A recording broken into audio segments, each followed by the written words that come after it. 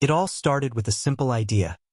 A small, peaceful porch to sit on during the evenings, to enjoy the quiet of my suburban neighborhood.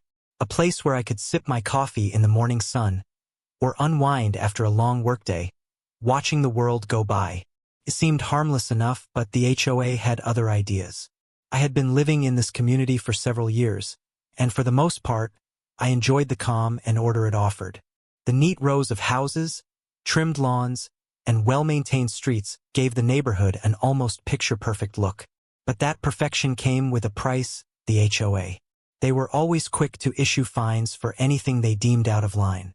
A tree branch hanging too low, a fence that wasn't perfectly aligned, a lawn that wasn't manicured to their exacting standards.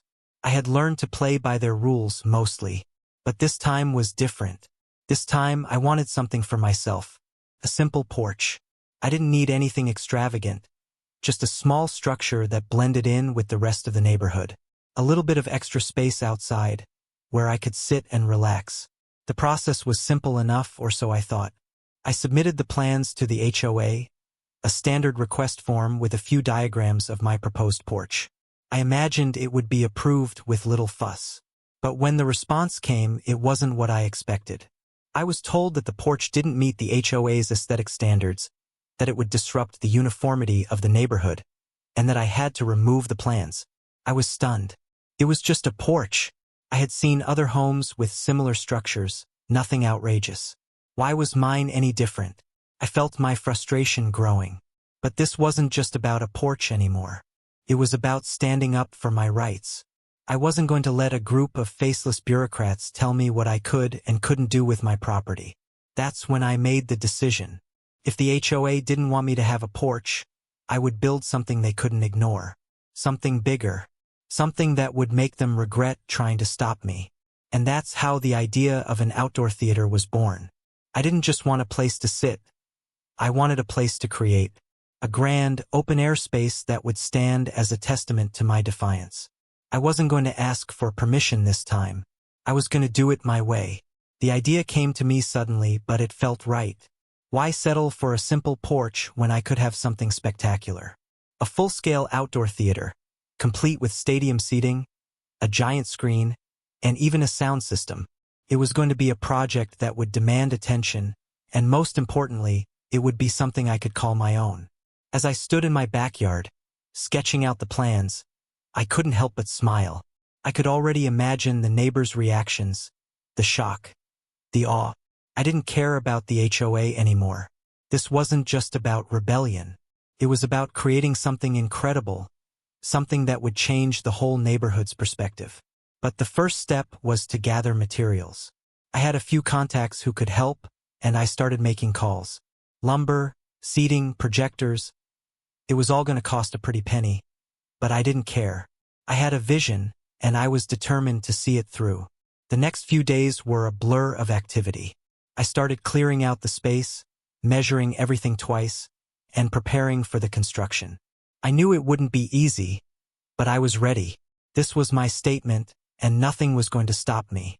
As I worked, I could feel the eyes of the neighbors on me. They didn't know what I was up to yet, but I could sense their curiosity. Some of them came over to offer help. Others just stared from their windows, unsure of what to make of it. They had seen me working on the porch project, but they hadn't seen anything like this. The construction started slowly at first. I built the frame, laid the foundation, and began assembling the seating area. I had decided to make it large, stadium-style seating with enough room for at least 20 people. This was going to be no ordinary backyard project. I wasn't just building a porch. I was creating a destination. But even as the structure began to take shape, I knew the HOA would be watching. I had no doubt they would show up at some point, trying to stop me before it went any further. And I was ready. I had everything planned, every detail in place. I wasn't going to back down this time. But for now, I kept working, lost in the rhythm of construction. The sound of hammering nails and sawing wood was oddly therapeutic. I could almost hear the laughter of my future guests echoing in my mind, and it fueled my determination. The first phase of the outdoor theater was almost complete. The seating was in place, and the frame for the giant screen was standing tall. It wasn't much to look at yet, but I could see it coming together, piece by piece. I stood back and admired my work, feeling a sense of accomplishment. This wasn't just a project. It was a statement. And it was only just beginning. It didn't take long for the HOA to notice. I had only been working for a few days when I saw them, the HOA president and a couple of board members, all standing at the end of my driveway watching my progress. They had come to inspect, to see just how far I had gone with my illegal construction. Their presence didn't faze me. In fact, it only fueled my resolve. The sight of them in their neatly pressed suits, clipboard in hand, was almost laughable. They didn't know what they were walking into. As they approached, I greeted them with the same calm I had used throughout this entire process. I had every right to be here, building on my property, doing what I wanted with it. I wasn't breaking any laws, and I certainly wasn't going to let anyone bully me into thinking I was. They had tried to stop me with the porch, and now they were coming after me again, this time with something bigger, something bolder. The HOA president was the first to speak. He gave me a tight-lipped smile, his eyes scanning the structure I had already built. "I'm afraid this is far beyond what you originally proposed," he said, his tone dripping with condescension.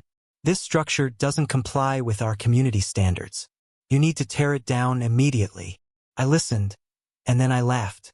"You've got to be kidding me," I said, shaking my head. "I'm not tearing anything down. This is my property, and I'm building a theater, not a porch." The other board members exchanged uneasy glances, but the president pressed on, his voice becoming sterner. "This isn't just about aesthetics. You've built something that could disturb the peace of this entire neighborhood. Noise, traffic, crowds. These are things we can't allow. It's a violation of our community guidelines. We've already contacted our attorney." The mention of their lawyer didn't even faze me. I had already done my research. I knew they couldn't stop me without a court order, and I wasn't about to give in to their threats. The HOA was used to people caving, to bowing down to their authority. But I wasn't one of those people. "I'm not going anywhere," I said firmly, meeting his gaze. "You can't stop me from building this. It's within my rights to make improvements to my property, and I followed all the necessary guidelines." The HOA president's smile faltered, and for a moment, I could see the flicker of frustration in his eyes. But he quickly masked it, his stance stiffening. "We will be taking this up with the entire board," he said, his voice cold. "Consider this a warning." And then, just like that, they turned and left. They didn't threaten me with a fine or anything overtly serious. But their departure left an unmistakable message. This wasn't over. The HOA was going to push back, and they were going to make things difficult. But I wasn't scared. Not anymore. As the HOA members walked down my driveway, I turned back to my project. It was time to step things up. I had been expecting this moment, and I knew exactly how to respond. It wasn't just about finishing the outdoor theater now. It was about standing my ground, about proving that the HOA couldn't control every aspect of my life. I had already begun to plan for the next phase. The seating was in place, but the screen and sound system were still unfinished. I knew I had to make this thing unignorable. I wasn't just going to build a regular backyard movie theater. I was going to build a landmark. The next morning, I woke up early, eager to get started. The day was perfect for working outside, sunny with a light breeze, and I could already hear the faint hum of excitement in the air. Neighbors had started to take more interest, peeking over their fences or coming by to ask about the project. Some were skeptical, others intrigued, but most were in awe of the scale of it. I spent the day working tirelessly, installing the massive screen frame and laying out the sound system. By the time I finished for the evening, the structure had begun to take shape, a real theater, complete with stadium seating and a screen large enough to host a movie night for a whole neighborhood. The sound system was top-notch, and the seating was as comfortable as any professional venue. But as I stood there admiring my work, a part of me knew the HOA wouldn't stop coming. They had tried to control the situation once, and now they would find ways to do it again. But I was prepared. I wasn't going to back down, and I wasn't going to let them intimidate me. That evening, I received a letter in the mail. The HOA had officially filed a complaint with the city, claiming that my outdoor theater violated several local zoning laws. It was the legal maneuver I had been expecting. But it didn't scare me. In fact, I welcomed it. If they wanted to take this to court, fine. Let's see how far they were willing to go to stop me. As I opened the letter and read through their complaint, I couldn't help but smile. This was it, the showdown. The battle had begun, and I was ready to fight. I had every intention of finishing what I had started. This was my space, my property, and I wasn't going to let anyone, especially the HOA, take that away from me. The letter from the HOA wasn't a surprise. It was the next logical step in their game of cat and mouse. But now it was time to take things to the next level. The HOA had escalated the matter by involving the city, claiming that my project violated zoning laws and community standards. They wanted to force me to tear it all down, and they were willing to use the full weight of the law to do it. I wasn't about to back down. If they wanted to take this to court, let them. I had already begun preparing for the legal battle. I knew it wasn't going to be easy, but I also knew I had the upper hand. I had done my homework, and I was confident in my position. After all, I wasn't the first person to challenge the authority of an overreaching HOA, and I certainly wouldn't be the last. Over the next few days, I consulted with a lawyer who specialized in property law. I wasn't a legal expert, but I understood the basics of what I was up against. My lawyer was confident that the HOA's claims were weak. They were essentially trying to bully me into submission, and they were using legal threats to do it. I knew they didn't want this to go to court. They just wanted me to give up. Your best course of action is to stay calm and focused, my lawyer advised. The HOA is trying to make you think you're breaking the law, but they have to prove that, and from what I'm seeing, they don't have a strong case. I was relieved to hear that, but I knew the battle wasn't over yet. The HOA was powerful, and they weren't going to give up easily. I could already imagine the smear campaigns, the letters to neighbors, and the subtle threats they would try to throw my way. But I was ready for them. If they wanted to drag me into a legal fight, I would meet them head-on. While my lawyer worked on the legal strategy, I focused on finishing my project. The outdoor theater was almost complete, and I wasn't going to let a few legal threats stop me from realizing my vision. I wasn't building this for the HOA. I was building it for myself, and for the neighbors who would eventually come to love it. The final touches were being added.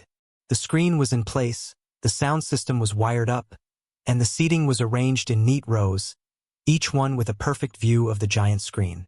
I had also added a few more personal touches, string lights along the perimeter for that cozy movie theater vibe, a small concession stand for popcorn and drinks, and a projector booth that looked like something you'd see at a real cinema.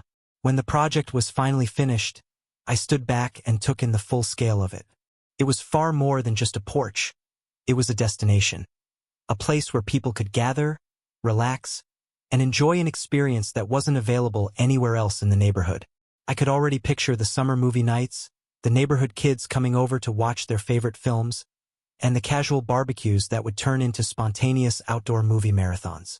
The next weekend, I decided to host a soft opening of sorts. I wasn't going to wait for the HOA to dictate how I lived my life. I sent out a few invites to the neighbors, letting them know that I'd be showing a movie in my backyard and that they were welcome to join. I wanted to show them what I had built, to share the space that I had poured so much of my time and energy into. The night of the event, I could feel the buzz in the air. Neighbors trickled in, some skeptical, others curious, but all intrigued by the sight of the massive outdoor theater in my backyard. As the sun began to set, I dimmed the lights, and the giant screen flickered to life. A wave of excitement rippled through the crowd as the opening credits rolled. I kept the event casual. People brought their own snacks and drinks, but I made sure to have plenty of popcorn and cold drinks on hand. The kids ran around, laughing, while the adults chatted and relaxed in the plush stadium seating. As the movie played, I could feel the energy shift. This wasn't just a backyard project anymore. It was a community event.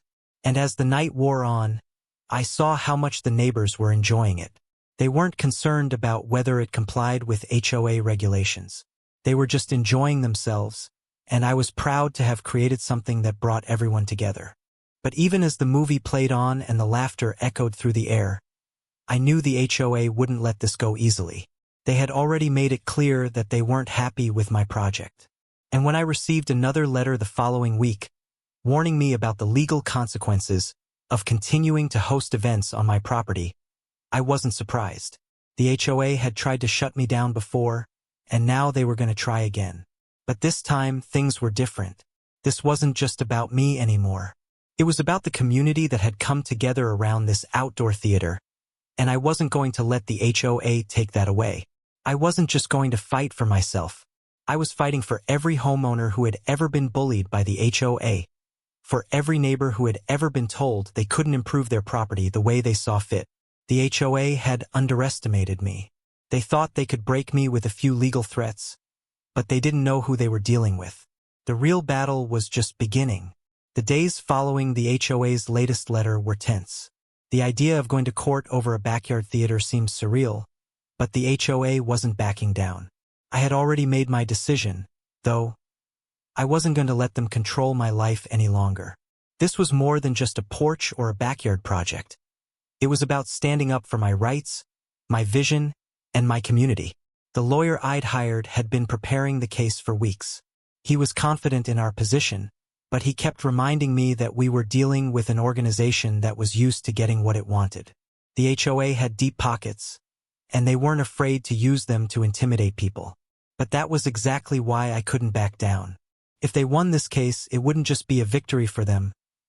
It would set a precedent that they could control every aspect of our lives. I wasn't going to let that happen. As the day of the hearing approached, I found myself feeling a mix of nervous excitement and determination.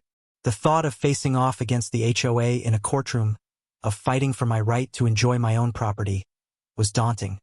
But I knew it was the right thing to do.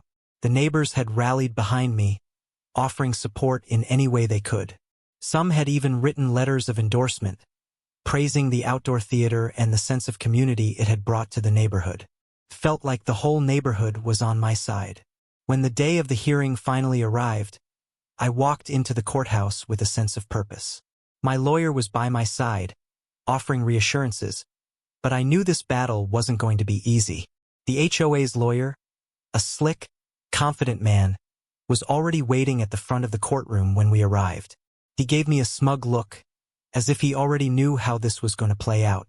But I wasn't intimidated. The courtroom was filled with the usual mix of legal professionals. But there were a few neighbors who had come to support me as well. I felt a surge of pride when I saw them. This wasn't just about me anymore. This was about all of us.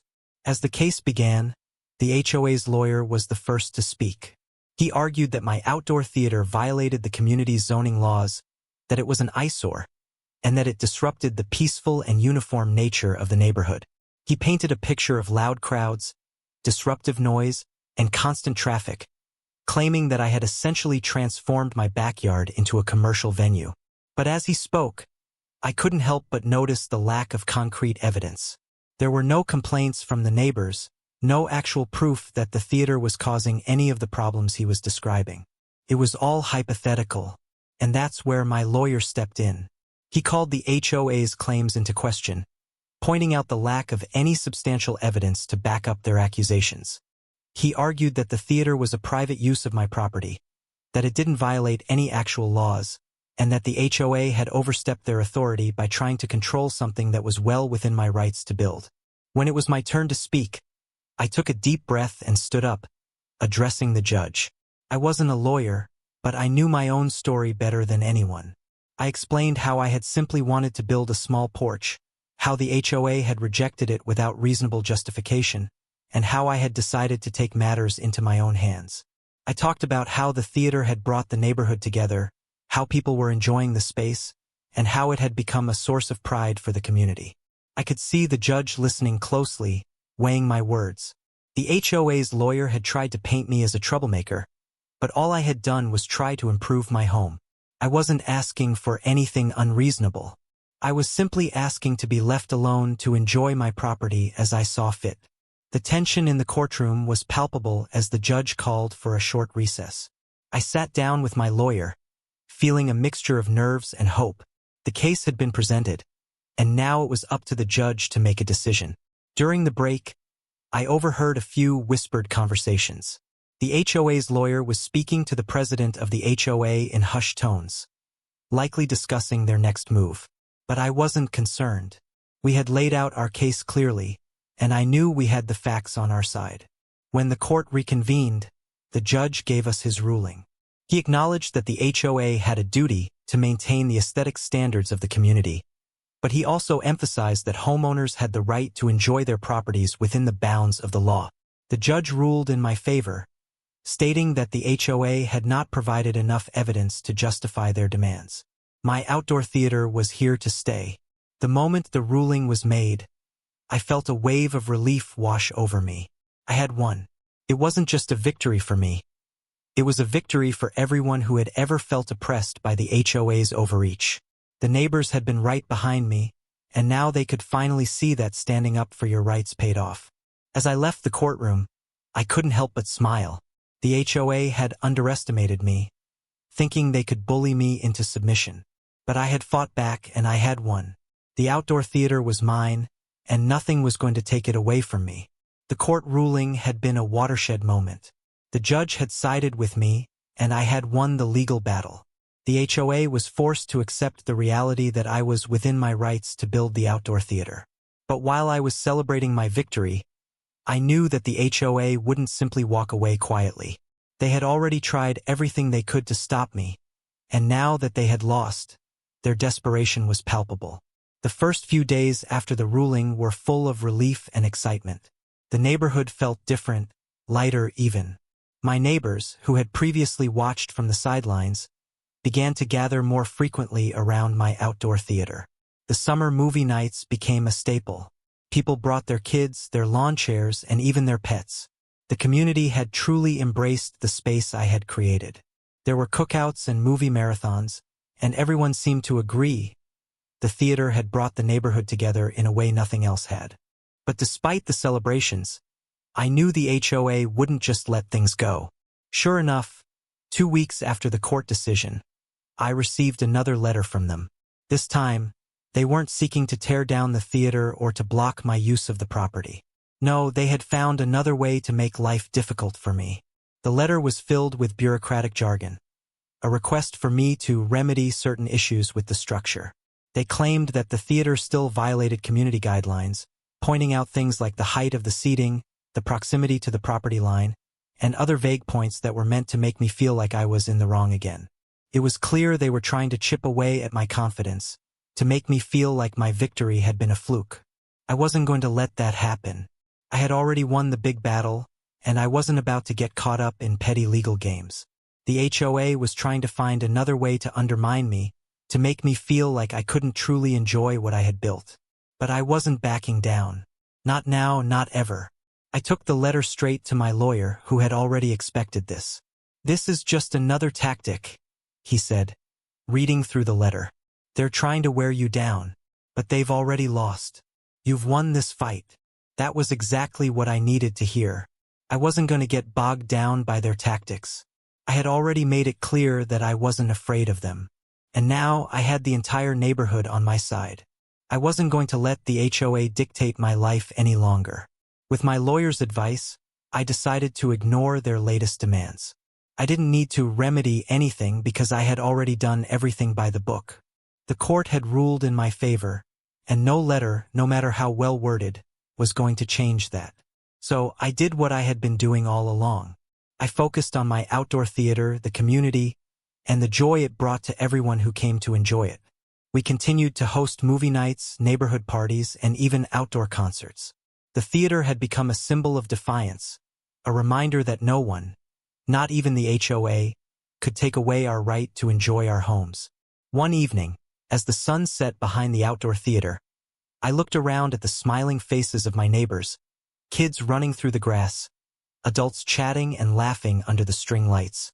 This was the life I had created. This was the community I had built, and it was more than I ever imagined. But even as the neighborhood came together, I could feel the eyes of the HOA on me. I knew they were still watching, waiting for a mistake, a reason to pounce. But as the weeks passed, it became clear that they had run out of options. They had tried everything they could to stop me, the fines, the legal threats, the complaints, and they had failed. The more I saw my neighbors enjoying the space, the more I realized that I wasn't just fighting for myself. I was fighting for all of us. The HOA had tried to control our lives, our properties, and our freedom, but they had underestimated the power of a community that refused to be silenced. As the summer came to an end, I decided to host a grand celebration in the outdoor theater. It would be my way of saying thank you to everyone who had supported me. We had live music, food trucks, and a giant movie marathon. It was a night to remember, one that solidified my victory not just in the courtroom, but in the hearts of everyone who had been a part of this journey. The HOA stayed quiet during the event. They didn't send any representatives or try to intervene. It was as though they had finally realized that they couldn't control everything. The community had spoken. They had accepted my outdoor theater as a part of their lives, and they loved it. And at that moment, I realized something important. The HOA's power was only as strong as the people who allowed it to be. I had won not just because I fought back, but because I had the strength of an entire neighborhood behind me. As the night drew to a close, I stood at the back of the theater, watching the final credits roll on the giant screen. The sound of laughter and conversation filled the air, and I couldn't help but smile. I had fought for my freedom, for my property, and for my right to enjoy life on my terms. And I had won. The victory was sweet, but as with all great battles, the aftermath was where the real transformation happened. The outdoor theater was more than just a backyard feature now. It had become a symbol of resistance, of what happens when one person refuses to back down. The neighborhood had rallied around me, and for the first time in years, I felt like we were a community that wasn't afraid to stand up for what we believed in. The HOA had been eerily quiet after their last failed attempt. There had been no more legal threats, no more letters, no more empty demands. They had been silenced, not because I had destroyed them, but because they had realized something profound. They had underestimated the power of a community that cared for one another. The outdoor theater had turned into a staple of our neighborhood. People came together for movie nights, barbecues, and even fundraisers. The space had become the beating heart of the neighborhood, a place where bonds were forged and memories made. It wasn't just about watching movies on a big screen anymore. It was about shared experiences. It was about laughter, connection, and the simple joy of being together.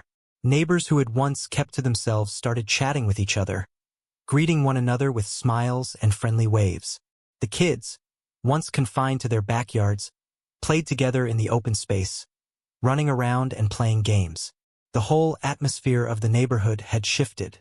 It was no longer just a group of people living in close proximity to each other. It had become a community in the truest sense of the word. As the seasons changed, so did the outdoor theater. It wasn't just for movies anymore. We had outdoor concerts, holiday events, and even a talent show for the neighborhood's kids. The space had evolved into something that wasn't just mine. It belonged to everyone who had supported me from the beginning. I'd always wanted to create something that could bring people together, and that's exactly what I had done. And then, something unexpected happened. One evening, as I was sitting on the theater's plush seating, a neighbor came up to me. It was Mike, a guy I had barely spoken to before the theater was built. He had always been quiet, a little reserved, and kept to himself. But now he was standing in front of me with a big grin on his face. "I just wanted to say thank you," Mike said, his voice a little hesitant but sincere. "You've changed this neighborhood. I don't know if you realize it, but we're all a lot closer because of this." I smiled, feeling a warmth spread through me. I hadn't built the theater for praise, but hearing that was a confirmation that I had done something worthwhile. "Thank you, Mike," I said. "I couldn't have done it without all of you. This place is just as much yours as it is mine." As I sat there talking with Mike, a few other neighbors walked by, waving and stopping to chat. The outdoor theater had become the place where people gathered, where everyone felt comfortable, and where we could escape the stress of daily life. It was a hub, a place of unity, and a testament to the strength of a community that came together to support something bigger than itself. Over the next few months, the transformation in the neighborhood became even more pronounced. People started to take more pride in their homes, and it wasn't because of any pressure from the HOA. It was because they saw what could happen when you truly embraced the spirit of community. Some neighbors began to paint their houses, plant gardens, and take better care of their lawns. Not because they were told to, but because they wanted to contribute to the positive energy that had taken over the neighborhood.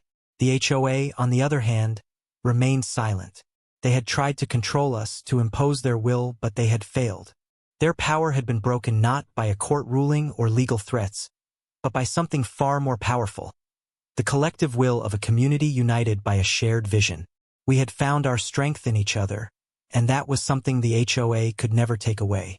It was around this time that I began to realize something even more significant than the theater itself. I had become a leader in my neighborhood. People came to me with ideas, concerns, and suggestions for how to make the neighborhood better. It wasn't just about the theater anymore. It was about creating a place where everyone had a voice, where we could all make a difference. I didn't want to be the one who called the shots, but I did want to help guide the neighborhood in a direction that would keep it thriving.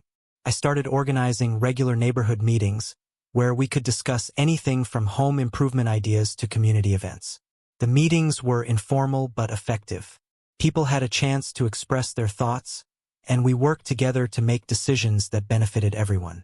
It was a new era for the neighborhood, a time when people felt empowered, when they realized that they had control over their lives and their surroundings. And then, there was the outdoor theater. As I stood in front of the giant screen one last time, reflecting on the journey that had brought me here, I knew it wasn't just a space for movies anymore. It was a reminder that anything is possible when you stand up for what you believe in, when you refuse to let others dictate your life.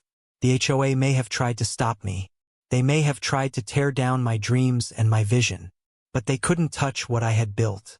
They couldn't take away the sense of pride, unity, and community that had blossomed in the wake of their failure. As the lights dimmed, and the screen flickered to life for another movie night, I realized that this was just the beginning. The HOA had tried to break us, but they didn't. They made us stronger, more connected, and more determined to create a place where we could all thrive. The theater was just a part of the story. The real victory lay in what it had inspired in all of us.